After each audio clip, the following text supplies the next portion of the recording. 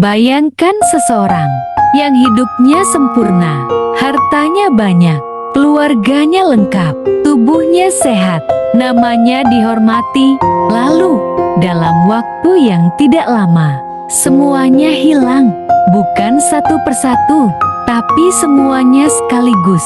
Inilah kisah seorang nabi yang ujiannya melebihi ujian kebanyakan manusia. Inilah kisah Nabi Ayub alaihissalam. Nabi Ayub alaihissalam adalah seorang hamba Allah yang dikenal sangat taat. Allah memberinya harta yang luas, keluarga yang banyak, kesehatan yang sempurna. Namun satu hal yang paling menonjol dari Nabi Ayub bukanlah hartanya, melainkan syukurnya. Ia tidak lalai, ia tidak sombong, ia tetap taat di saat lapang. Dan justru karena itulah Allah memilihnya untuk sebuah ujian besar. Ujian itu datang perlahan, namun pasti. Hartanya mulai berkurang, usahanya hancur, kekayaannya hilang. Lalu datang ujian yang lebih berat.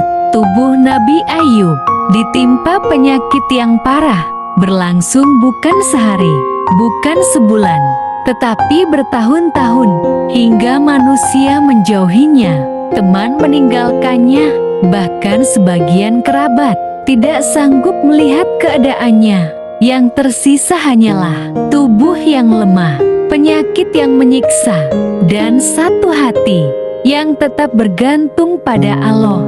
Allah Subhanahu wa Ta'ala mengabadikan kisah ini. Dan ingatlah Ayub ketika ia berdoa kepada Tuhannya, "Sesungguhnya aku telah ditimpa penyakit, dan Engkau adalah Tuhan yang Maha Penyayang di antara semua penyayang." Quran Surah Al-Anbiya 83. Perhatikan doanya. Tidak ada keluhan, tidak ada protes, tidak ada tuntutan, hanya pengakuan lemah dan pengakuan bahwa Allah Maha Penyayang. Tahun demi tahun berlalu, penyakit itu tidak kunjung hilang, kesendirian semakin terasa. Namun Nabi Ayub alaihissalam tetap beribadah sesuai kemampuannya.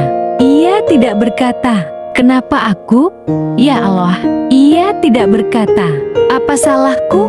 Karena ia tahu satu hal, ujian bukan tanda kebencian. Ujian adalah tanda perhatian.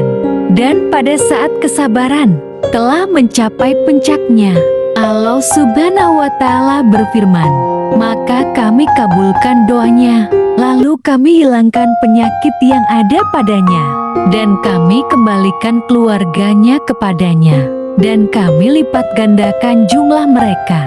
Quran Surah Al-Anbiya 84. Dalam satu perintah, Allah mengakhiri penderitaan yang berlangsung bertahun-tahun. Sehat kembali, keluarga kembali, nikmat kembali, bahkan lebih banyak dari sebelumnya. Kisah ini bukan sekadar cerita. Ini adalah jawaban bagi orang yang berkata, "Aku sudah sabar, tapi belum ditolong. Aku sudah berdoa, tapi belum berubah." Nabi Ayub diuji bertahun-tahun, namun tidak pernah ditinggalkan.